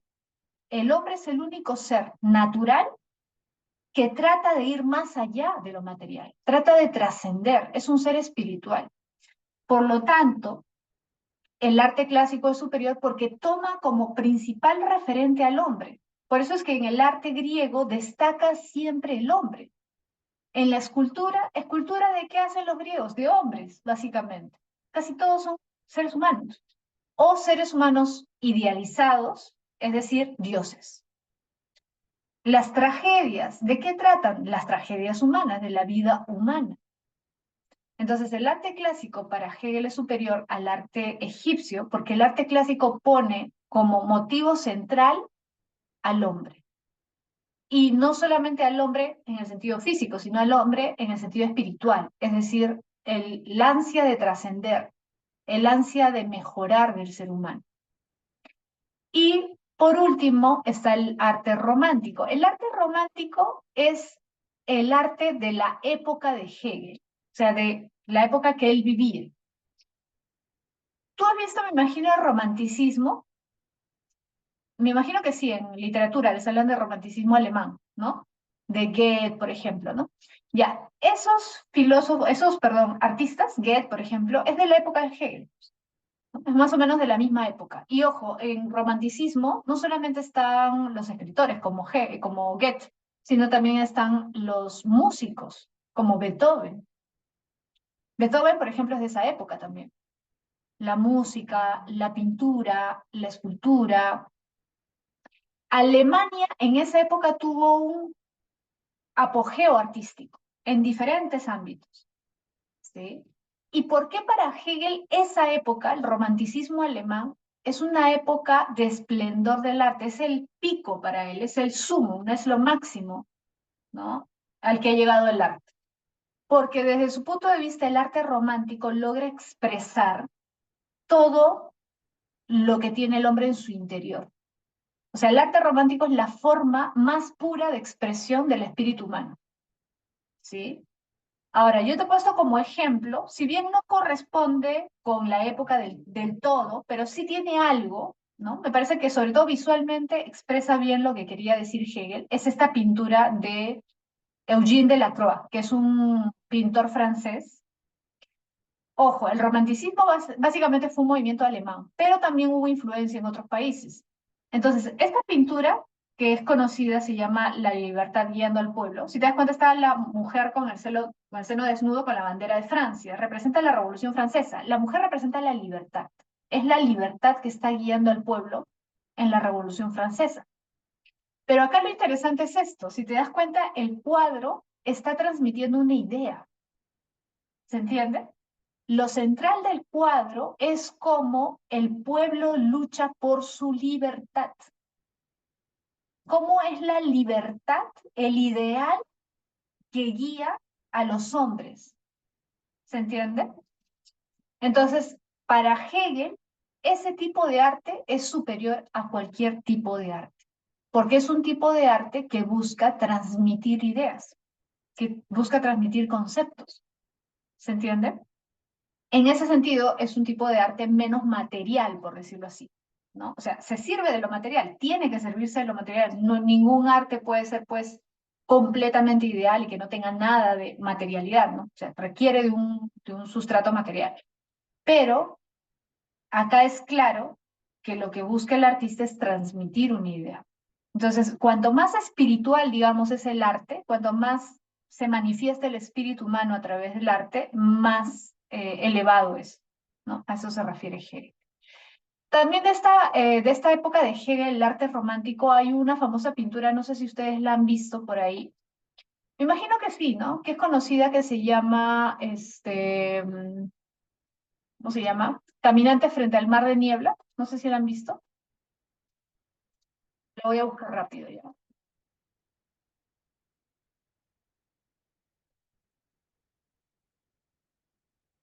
Es una pintura también de esa época que expresa muy bien lo que quiere dar a entender Hegel, ¿no? Que es la espiritualidad del hombre. A ver, ahí te lo voy a compartir por si acaso. Ya, esa pintura, ¿la has visto? caminante frente al mar de niebla, ¿no? Si te das cuenta, es un hombre que está mirando el abismo, con las montañas, la bruma, ¿no? La niebla. No se le ve el rostro, pero por su postura, de alguna forma hay una cierta intención de mostrarte que está reflexionando, ¿no? Hay una idea de sujeto-objeto, objeto la naturaleza que lo rodea y el sujeto que reflexiona frente a la naturaleza. Entonces hay una idea que pone, si te das cuenta, al hombre como algo central, ¿no? La humanidad como algo central. Si bien puede parecer pequeño el hombre, o sea, esta no es la pintura completa, ojo, la pintura completa es más grande, ¿no? Y el hombre se ve más pequeño. Pero a pesar de que el hombre se puede ver pequeño frente a la inmensidad, incluso de lo desconocido, porque la bruma, la niebla representa eso, es la naturaleza todopoderosa que hasta cierto punto es desconocida también para el ser humano. A pesar de eso, a pesar de que la naturaleza aparentemente es más grande y más poderosa, el hombre es el único que puede reflexionar sobre lo que ocurre. La naturaleza no tiene ese poder. Y en ese sentido, el hombre tiene una posición privilegiada dentro de la naturaleza, ¿no? Entonces, eso busca transmitir esta pintura, busca transmitir una idea, ¿no? Entonces, ese tipo de pinturas son las que plantea Hegel como un tipo de arte superior, porque busca transmitir un concepto, una idea, busca mostrar la espiritualidad humana, ¿ya? Bien, pasamos a Nietzsche. Vamos a hablar un ratito de Nietzsche. Mira, Nietzsche habla del trance dionisíaco, que el arte surge del trance dionisíaco. ¿Te acuerdas de Apolo Dionisos? ¿Te acuerdas que hemos hablado de Apolo y Dionisos? Apolo es el dios de la razón, de la prudencia, el dios de la música, de la medicina, el dios luminoso, el dios del día. Dionisos es el dios de la noche, el dios de la oscuridad, el dios del caos, el dios del vino. Entonces, para Nietzsche, las dos cosas forman parte de la vida del hombre, recuerda. El problema es que para Nietzsche muchas veces la cultura y nuestra vida cotidiana busca ocultar el lado dionisiaco. Ojo, todos tenemos un lado dionisiaco, todos, pero en nuestro día a día no podemos, por decirlo así, manifestarlo. Entonces, en nuestro día a día, pues tenemos que seguir normas, tenemos que seguir reglas, tú tienes que entrar a tu clase una hora, tienes que salir a otra hora, tienes que estudiar, cuando sales a la calle tienes que respetar las normas de tránsito, cuando vas a trabajar necesitas respetar un horario, etc. Entonces, ¿qué dice Nietzsche? Como en nuestro día a día lo que básicamente domina es el espíritu apolíneo, hay necesidad de que en algunos momentos también el espíritu dionisíaco aflore. Pero eso se da normalmente en ciertas situaciones, en situaciones especiales. Y una de las formas en que el espíritu dionisíaco puede manifestarse sin ser, digamos, dañino o siendo aceptado socialmente es a través del arte. Porque Dioniso representa, así como Polo representa la razón, Dioniso representa la pasión, las emociones, eso que en el día a día no nos permitimos manifestar, eso que ocultamos o reprimimos. Entonces, por ejemplo, en el arte, acuérdate del teatro griego. ¿Te acuerdas del teatro griego? ¿Cuál era la función del teatro? ¿Te acuerdas? En literatura también lo debes haber visto, la catarsis. ¿Te acuerdas la catarsis? De la que habla también Aristóteles, ¿no? En esos momentos se logra precisamente canalizar esos afectos, esas emociones que tenemos contenidas y que no nos atrevemos a manifestar en nuestro día a día. El arte es una de esas maneras de canalizar el espíritu dionisíaco.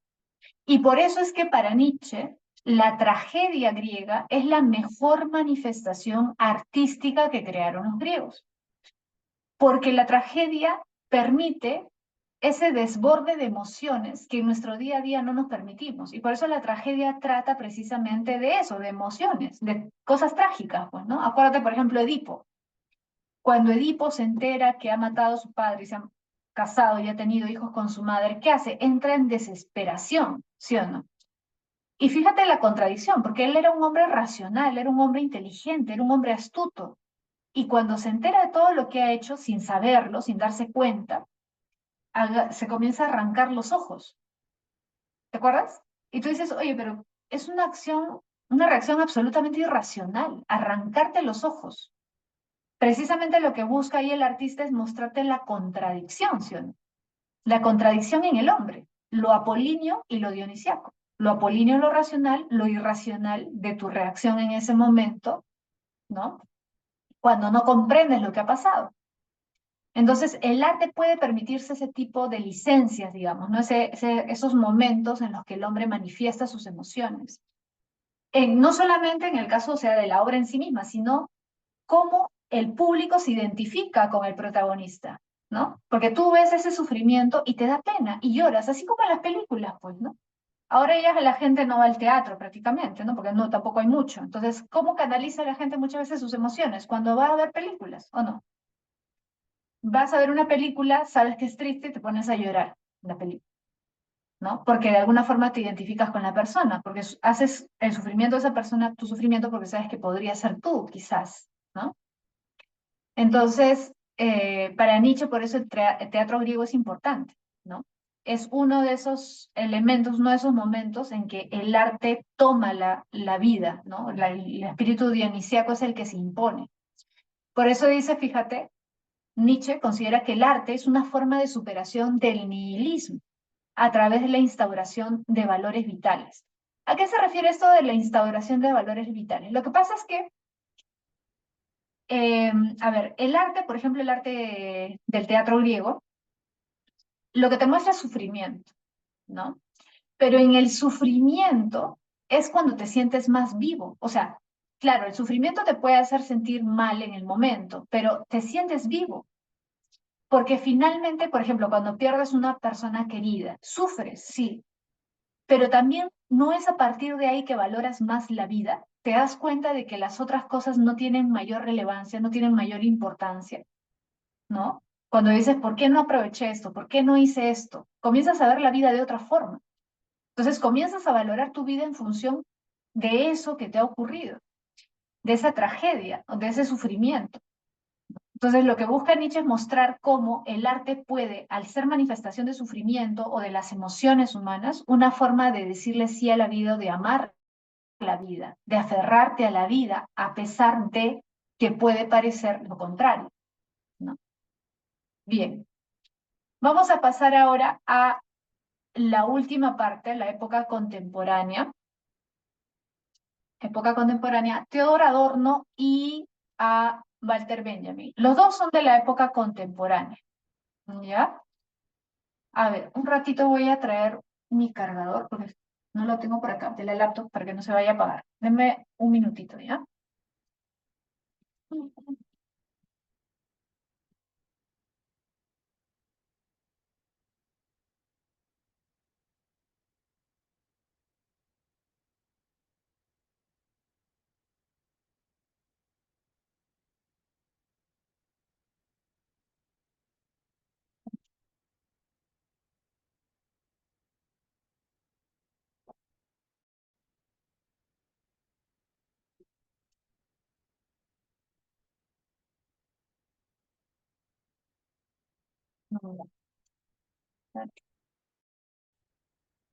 Ya, ya está. Entonces, a ver, vamos a terminar con la época contemporánea. Theodor Adorno y Walter Benjamin. Por cierto, en los exámenes de admisión, creo que ha venido por ahí alguna pregunta de Adorno. De Benjamin sí ha venido. Es más, si no me equivoco, ha venido 2 veces preguntas de Benjamin, ¿ya? Entonces son autores importantes, ¿ya? Theodor Adorno y Walter Benjamin. Mira, los dos pertenecen al siglo XX, ¿ya? Los dos pertenecen al siglo XX. Estamos hablando de 1920, 30, que escriben sus obras, ¿no? 1920, 1930, hasta 1940 más o menos. Mira, te he puesto esa imagen de acá, que es el famoso grito de Munch, porque Theodor Adorno habla de estas corrientes que comienzan a aparecer en el siglo XX, que vamos a ver la próxima semana, que son conocidas como las vanguardias o los movimientos del arte contemporáneo, ¿no? El surrealismo, el impresionismo, el cubismo, todas esas corrientes, bueno, hay más, ¿no? El futurismo, el arte abstracto, ya. Todas esas corrientes surgen en el siglo XX. a excepción del impresionismo que aparece en el siglo XIX, fines del siglo XIX, pero que dentro de todo tiene algunas cosas en común, algunas características similares a las demás. Entonces, todas esas se les estudia dentro de movimientos del arte contemporáneo. Ahora, ¿por qué Adorno, fíjate, defiende el arte nuevo? O sea, defiende estas nuevas corrientes artísticas, defiende a estos artistas. Mira lo que dice, dice, el arte nuevo, o sea, el arte vanguardista, ¿ya? El arte nuevo es el arte que está apareciendo en su época, ¿ya? Estos movimientos artísticos que aparecieron en el siglo XX. Se enfrenta con el pasado de una manera radical, ¿ya? Se caracteriza por ser emancipador y crítico. Por eso se enfrenta con el pasado, porque es una forma de hacer arte que no existía antes, porque rompe con los parámetros estéticos que existían. Precisamente un poco justo a partir de lo que estábamos hablando al inicio, ¿te acuerdas? ¿Qué es el arte? Por ejemplo, el arte tiene que ser bello. Actualmente, quizás nosotros ya no tenemos tanto esa idea, en buena medida por esto, porque estas corrientes que aparecen, como el expresionismo, el surrealismo, nosotros ya las hemos visto, o sea, dentro de todo, hemos visto esas imágenes en algún momento de nuestra vida. Y ya como que nuestra vista se ha acostumbrado a eso. Pero cuando recién aparecieron, fueron chocantes, ¿sí? Es un poco como la banana, el plátano pegado en la pared. A ti te resulta chocante, tú dices, pero eso ¿cómo va a ser arte? Ya, igual. En su época, esto era chocante. Esto no podía ser arte. ¿Por qué? Porque las personas tenían en su mente que el arte tenía que ser bello, que el arte tenía que tener proporciones, que el arte tenía que tener perspectiva, que el arte tenía que ser agradable, o que el arte tenía que expresar cosas elevadas, o que el arte tenía que representar momentos importantes. Es más, algunos van a decir momentos históricos. Ojo, eso también es interesante. Actualmente tú puedes ver una obra de arte y decir, ah, sí, esto es arte, por ejemplo, una señora sacándole las pulgas a su perro en una pintura. ¿Podría ser considerado arte? Sí. Una señora o un señor bañando a su perro en un cuadro. ¿Podría ser considerado una obra de arte? Sí. Pero eso en el siglo XVII, por ejemplo, ¿se podía considerar arte? No. En el siglo XVIII tampoco, porque en esa época se consideraba que el arte solo debía representar momentos importantes. ¿Qué me importa un señor que está bañando a su perro? Eso no es arte. Eso pensaría una persona del siglo XVIII. Muéstrame algo importante, o sea, Napoleón entrando a una ciudad, Napoleón coronándose como rey, eso es importante, ¿no? O una imagen que represente la Revolución Francesa, o la muerte de Sócrates. ¿Te acuerdas de esta famosa pintura de Sócrates con la copa de la cicuta a punto de beberla? Ya, eso es un momento histórico. Eso es arte. Pero no consideraban arte a escenas de la vida cotidiana. ¿Te das cuenta? Entonces, en su momento, estas obras en el inicio del siglo XX, estas obras pues eran disruptivas, estas obras eran rebeldes, iban en contra de los cánones estéticos, ¿sí? Pero van a haber algunos pocos que van a defender a estos artistas, como Teodoro Adorno, que es un filósofo, ¿no? Y él decía, pero ¿por qué tenemos que encasillar al arte en una sola forma? O sea, ¿por qué tenemos que decir esto es arte y esto no? ¿Por qué tenemos que ponerle un corset? ¿Por qué tenemos que encajarla, ¿no? Para Teodoro Adorno eso no tenía sentido. Es más, para él, como dice ahí, el arte es el que se enfrenta con el pasado. Es decir, es el que rompe el molde. El arte tiene que romper moldes, ¿no? Porque tiene que caracterizarse por eso, por ser emancipador y crítico. Todas las formas de arte que han revolucionado la historia son obras de arte que han ido en contra de su época, que han criticado su época de alguna forma. Por ejemplo, esta pintura puede parecer muy simple, el grito de Munch, ¿no? Incluso actualmente ya pues le hacen modificaciones, incluso no.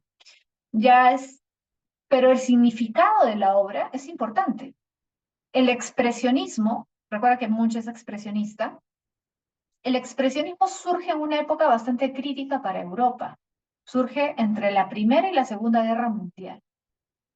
Bueno, antes de la Segunda Guerra Mundial, pero se desarrolla en todo ese periodo, ¿no? O sea, después de la Primera Guerra y hasta la Segunda Guerra. Esa época es una época difícil para Europa, es una época de incertidumbre, es una época de guerra, de hambre, de crisis, de desesperación. Mucha gente no le encontraba sentido a la existencia, no sabía qué iba a pasar, se sentían vulnerables, débiles frente a la situación que se vivía. Entonces, ¿qué quiere mostrar el grito de Munch? Eso, la desesperación, la desesperanza, la incertidumbre de la vida. Es una obra existencialista de alguna forma, ¿no? Entonces, ¿qué está haciendo este artista? Está siendo crítico de su época porque está mostrando eso, las consecuencias de vivir en una época de crisis.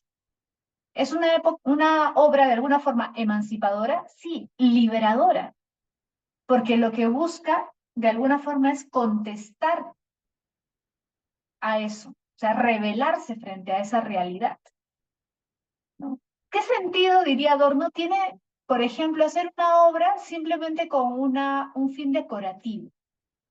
¿Qué valor podría tener eso? En una época de crisis, ¿eso sería lo correcto? Para Adorno no. Para Adorno sería una obra sin mayor importancia, porque no está manifestando nada, ¿no? O sea, yo podría hacer un paisaje que no transmite nada en cualquier época de la historia y no dice nada de mi época. No hay nada valioso ahí para Adorno.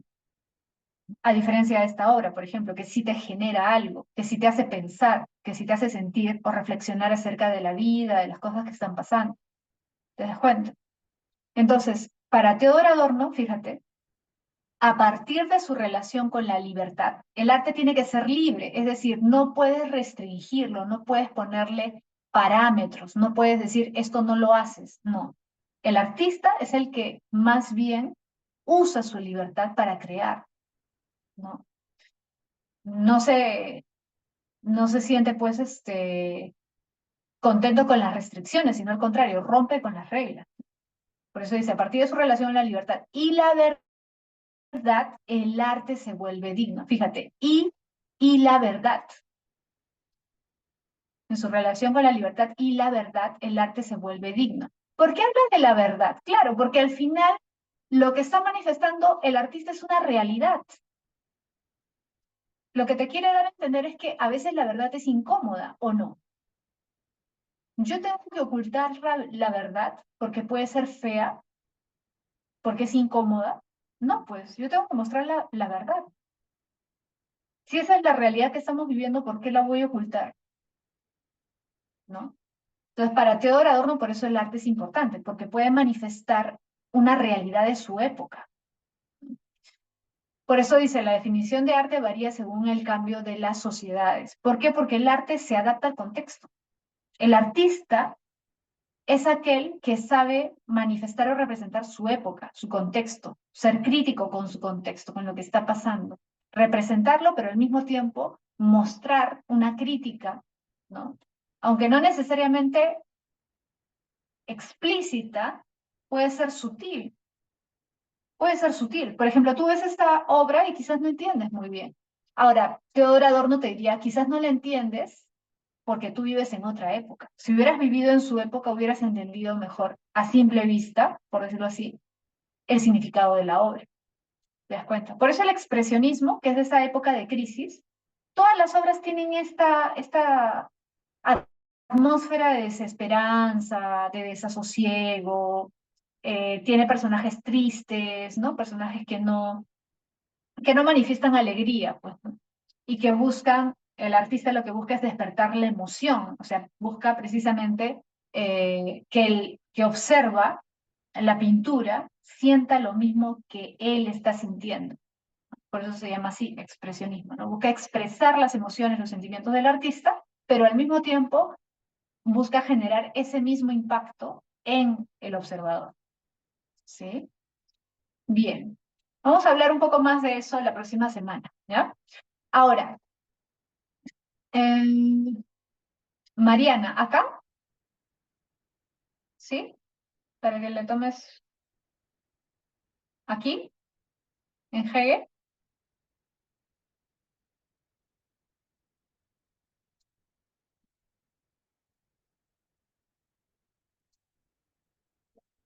Ya.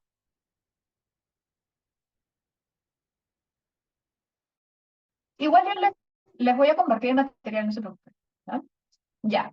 Vamos a acabar entonces con Walter Benjamin. ¿Ya? Walter Benjamin, fíjate, es un filósofo también de inicios del siglo XX. Es más, es de la misma época que Theodor Adorno, o sea, incluso compartían ciertas ideas porque los dos tenían cierta influencia marxista, ¿no? Por eso es que ellos hablan de ser críticos, de buscar la libertad, ¿no? Libertad en el sentido de no estar atados o de no estar dominados, ¿no? ¿No? Por los parámetros sociales, ¿no? Entonces, acá mira, Walter Benjamin también tiene una influencia marxista, te decía, ¿ya? Tiene una influencia marxista y eso le va a permitir analizar ciertos aspectos del arte en la sociedad contemporánea. Benjamin es bien interesante y bien importante y por eso yo creo que ha venido ya 2 veces, creo, en el examen de admisión, porque es el primero en darse cuenta de los cambios que están afectando al arte. O sea, cómo la sociedad actual, con todos los cambios que está viviendo, va a afectar la manera como se hace arte. Por ejemplo, y acá viene lo más importante, creo, de Benjamin. La sociedad en la que él vive es una sociedad donde se está comenzando a ver ya los cambios tecnológicos, porque es inicios del siglo XX. Entonces, ¿te acuerdas de las revoluciones industriales? ¿Te acuerdas de Inglaterra? Ya, él se da cuenta de cómo la industrialización, la tecnología de alguna forma va a cambiar y ya está cambiando el arte, está generando incluso la aparición de nuevas formas artísticas. A ver, ¿qué, qué artes no existían en el siglo XVIII que comienzan a aparecer entre el siglo XIX y el siglo XX? ¿Te acuerdas del séptimo arte? Que es gracias al desarrollo de la tecnología, porque si no se hubiera desarrollado la tecnología, no hubiera aparecido, ¿no? El séptimo arte, ¿cuál es? El cine, ¿sí o no? El cine. Y hay otro arte que actualmente ya se le considera arte, que también por mucho tiempo se discutió si era o no era, que es la fotografía, ¿sí o no? La cámara fotográfica y la cámara de video permiten la aparición de dos nuevos tipos de arte y va a permitir una serie de cambios también, porque, por ejemplo, la cámara fotográfica es en buena medida lo que hace que las vanguardias aparezcan. ¿Por qué? Si te das cuenta, cuando hablamos de los movimientos artísticos contemporáneos, hablamos, por ejemplo, del expresionismo, el cubismo, el surrealismo, el impresionismo, etcétera, son corrientes pictóricas, son corrientes de pintura. ¿No te has preguntado, pero por qué me hablan solo de pintura? Porque el arte es amplio. Teatro, literatura, poesía, danza. ¿Por qué me hablan solo de pintura? Porque la pintura es el ámbito artístico donde más se dieron cambios. Y esos cambios permitieron también el desarrollo de un nuevo concepto de arte, una nueva discusión de ideas acerca del arte, discusión filosófica también del arte. Porque la cámara fotográfica hizo que los pintores se cuestionaran para qué servía lo que ellos estaban haciendo. O sea, si una cámara lo puede hacer mejor que yo, ¿ya qué sentido tiene que yo trate de hacer un retrato de una persona? O sea, ¿qué sentido tiene que yo me esfuerce por hacer un retrato de alguien si hay un aparato que lo puede hacer mejor que yo? Entonces los pintores comienzan ¿a qué? A experimentar. O sea, eso que puede parecer una amenaza, ellos lo vuelven como una especie de oportunidad. Se sienten más libres porque dicen, bueno, ahora que ya no estoy tan restringido porque ya no tengo que hacer esto, que para esto me contrataban, para hacer retratos, ahora puedo experimentar con nuevas técnicas, nuevos colores, comienza a aparecer nuevas formas de ver el arte. Entonces, todos esos cambios se dan en buena medida por el desarrollo tecnológico que se dio en esa época, con la aparición de la cámara fotográfica, la aparición del cine. Entonces, por eso mira la obra, ¿cómo se llama? La obra de Benjamin. La obra de arte en la época de su reproductibilidad técnica. Reproductibilidad, es decir, actualmente la obra de arte se puede reproducir, se pueden hacer copias, copias y más copias, gracias a la tecnología. Benjamin habla de la fotografía y del cine, porque son las artes que están apareciendo, que están revolucionando la manera de ver el arte. Pero, fíjate, en el caso sobre todo del cine, es interesante, ¿por qué? Porque se da cuenta de esto. Yo hago una película en Hollywood, correcto. Esa película puedo sacarle muchas copias y mandarlos a diversas partes del mundo y en muchas salas, miles de personas al mismo tiempo pueden estar viendo la misma obra, sí. Si te pones a pensar eso antes no era posible. Si tú querías ver una obra, por ejemplo, una pintura, la Mona Lisa, tenías que irte hasta Francia, hacer tu viaje y verla ahí. ¿Y cuántas personas pueden ver al mismo tiempo esa obra? 10, 15, 20, 50, dependiendo cuánta gente haya en ese momento en el museo. Ya 100 si está lleno, ¿no? Pero el cine llega a muchísima más gente, gracias a esa capacidad de reproducir, de sacar copias. Entonces, ¿qué es lo que estamos viendo? Dice Benjamin. ¿Qué es lo que estamos presenciando en este momento de revolución? Lo que estamos viendo es que el arte se está masificando. El arte se está democratizando. Porque, claro, quizás a ti te gustaría ir a ver la Mona Lisa o ir a ver otra obra, el David, qué sé yo, u otras obras de arte, pero muchos no pueden, la mayoría no pueden, pero sí puedes ver una película. Ahora, si te pones a pensar en el siglo XV, XVI, XVII, ¿cuántos accedían a las obras de arte? ¿Cuántos podían disfrutar de las obras de arte? Muy pocos. El arte era algo elitista prácticamente, ¿no? ¿Quiénes podían comprar o tener en sus casas obras de arte? Muy pocos, ¿no? Después ya con la aparición de la burguesía, los burgueses comienzan a también tener obras de arte, ¿no? Pero la gente de a pie del pueblo no. Ahora, con el cine eso comienza a cambiar. El cine permite que más gente pueda acceder a ver una obra de arte. Y actualmente, incluso más con el Internet, por ejemplo, podemos ver, aunque sea fotografías de las pinturas más famosas. No necesitamos ir al museo.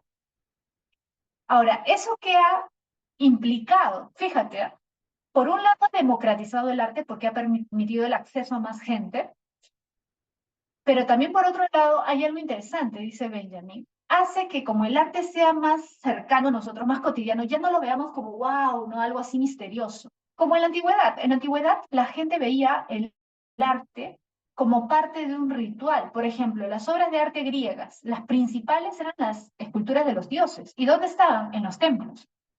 O sea, tú presenciabas arte o veías arte básicamente como parte de un ritual. Incluso el teatro griego también tenía un sentido ritual. Era algo que se veía con respeto, con admiración, incluso tenía un halo así medio misterioso, medio religioso. Pero las obras de arte actual ya no, ya nadie las ve como algo sagrado, ¿no? Incluso si te das cuenta, al contrario, la gente tiende a desacralizar la obra de arte. Y por eso es que tú ves, por ejemplo, ahora, no sé, pues que se pone una foto del David mascando chicle, ¿no? Y se pone con un globo de chicle. O a la Mona Lisa con bigotes, con lentes de sol, cosas así. O sea, ya no vemos las obras de arte como algo sagrado, como ídolos, digamos, ¿no? Algo que sí se daba antes. ¿Y por qué se ha cambiado? Se ríe. Pero es cierto o no. ¿Pero por qué se ha dado ese cambio? Porque ahora tenemos el arte más a la mano. Lo vemos como algo más cercano, más cotidiano. ¿Y por qué se ha dado eso? Por la tecnología, ¿o no? Gracias a la tecnología. Tenemos más acceso. Eso es un aspecto positivo del capitalismo, del desarrollo de la industria, para Benjamin, porque ha hecho que el arte esté más cerca de la gente, de cualquier persona, incluso de personas que no, de obreros, de gente que no tiene mucha instrucción, de gente que no tiene muchos recursos económicos, puede acceder al arte, ¿no? Ese es el lado positivo. Ahora, fíjate acá, lo último que vamos a ver. Benjamin también habla del juicio estético. El juicio estético se refiere a cómo juzgamos las cosas, ¿no? Por ejemplo, cuando decimos, esta película es genial, ¿no? O esta pintura es linda, es hermosa, ya. Ahí estás haciendo un juicio estético. Pero actualmente, como vivimos en una sociedad capitalista, todo se ve como mercancía, pero no se ve como mercancía solamente, por ejemplo, cuando vas a comprar tu ropa, tus zapatillas, un buzo, una chompa, no. Ahora todo tiene un precio. También el arte se vuelve una mercancía, también el arte tiene un precio. Entonces ves ahí, por ejemplo, las subastas, ¿no? Hay obras de arte que puedes comprar y vender, porque ya no tienen ese sentido ritual, pues, precisamente porque todo ya se ha vuelto una mercancía, se ha desacralizado. Claro, hay obras que no se venden porque ya los museos las han comprado, que estuvieron antes en manos de alguien privado, ¿no? Por ejemplo, la Mona Lisa, la compró el Museo del Louvre, ¿no? Y ya no la va a vender, ¿no? Pero hay obras de arte que están en manos de gente de dinero, privados, y que después los ponen a la venta. Se han vuelto mercancías. A eso se refiere, ¿no? El juicio estético se relaciona con el valor de cambio que se le puede dar a la obra de arte. Es decir, valor de cambio, ¿cuánto me cuesta? ¿Cuánto tengo que dar para tener eso? Es una mercancía. Por lo tanto, nuestra relación con el arte no es meramente contemplativo. Antes, como te decía, en la antigüedad sí era contemplativo. O sea, antes tú ibas al templo, veías la escultura de un dios y lo contemplabas, ¿no? Tenía un sentido más contemplativo. Ahora ya no vemos al arte como algo que admirar nada más, sino que también lo relacionamos con el valor monetario que tiene, ¿no? Porque vivimos en una sociedad capitalista, ¿no? Bueno, lo vamos a dejar ahí, chicos, ¿sí? Porque ya estamos en la hora. Les voy a dictar las claves de la evaluación, no se preocupen, ahorita les dicto, apunten. Y la próxima semana, al inicio, si tienen dudas sobre las claves, me dicen para revisar las preguntas juntos. Podemos tomarnos unos 10 minutos, la próxima clase al inicio, para revisar alguna pregunta donde tengan dudas, ¿ya? Entonces les dicto, a ver, atentos, apunten, uno árbol, dos dado, tres dado, cuatro barco, cinco dado,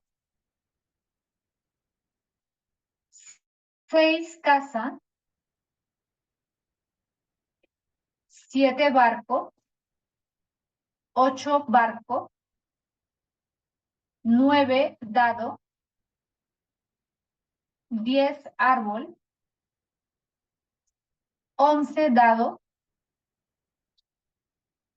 12, 13, 14 y 15 es árbol, ¿ya? Desde la 12 hasta la 15 es árbol, ¿sí?